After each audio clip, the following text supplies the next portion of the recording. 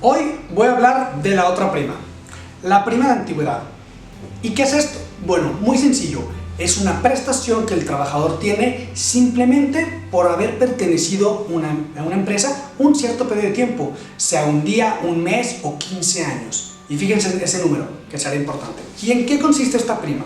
Esta prima consiste en pagar 12 días de salario por cada año trabajado. Es decir, si el trabajador gana, por decirlo así, 100 pesos por día, que son 3,000 pesos al mes, esa cantidad la vas a tener que pagar por cada uno de los meses. Vamos pensando algo muy sencillo. El trabajador trabajó 6 meses contigo, 6 meses justos. Bueno, le vas a pagar 6 días de trabajo. Así de sencillo, 600 pesos en este caso. Pero muy importante, ¿cuándo hay que pagar la prima de antigüedad? Número 1, cuando el trabajador cumple 15 años, sí o sí le tienes que pagar su prima de antigüedad.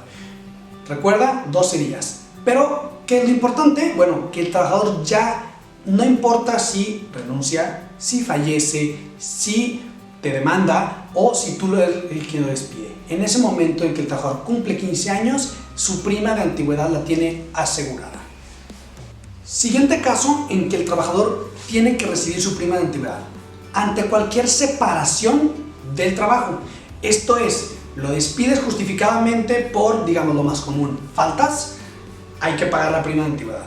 O el trabajador se separa por ejemplo, lo golpeas, entonces hay que pagar la prima de antigüedad. Si el trabajador es separado del trabajo con causa o sin causa justificada, hay que pagar la prima. En el caso en que tu trabajador lamentablemente pierda la vida, tú vas a tener que pagar la prima de antigüedad, pero evidentemente no al trabajador. La tendrás que pagar a su beneficiario, que debe estar escrito en su contrato. Y ahora, ¿cómo calculamos la prima de antigüedad? Bien, supongamos que un trabajador gana menos del salario mínimo.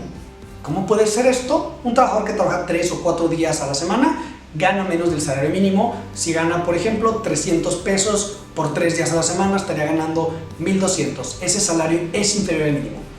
En ese caso, tú tendrías un pequeño problema, y es que no puedes pagar menos del salario mínimo en cuanto a la prima. Lo que sucede es que en cualquiera de estos casos o similar, se sube y tu prima de antigüedad la vas a pagar conforme al salario mínimo. Hoy, 2025, 278.80 pesos. Segundo caso, el trabajador gana más de 2 salarios mínimos, digamos 600, 700, 1,000, la cantidad que tú quieras, superior al doble del salario mínimo. Entonces, esa cantidad se va a reducir hasta el doble del salario mínimo. Y por último, muy común también es, el trabajador gana entre 278 y el doble del salario mínimo. En este caso, el salario que sea es el salario que corresponde. Por lo tanto, ese es conforme vas a calcular los días. A ver, ahí te hago un ejemplo. Una persona gana 400 pesos diarios. Esta persona que trabajó por 2 años, tú le vas a pagar 400 pesos por 24 meses. Bien sencillo, porque de manera genérica, te expliqué para simplificar el cálculo, cada mes es un día de trabajo.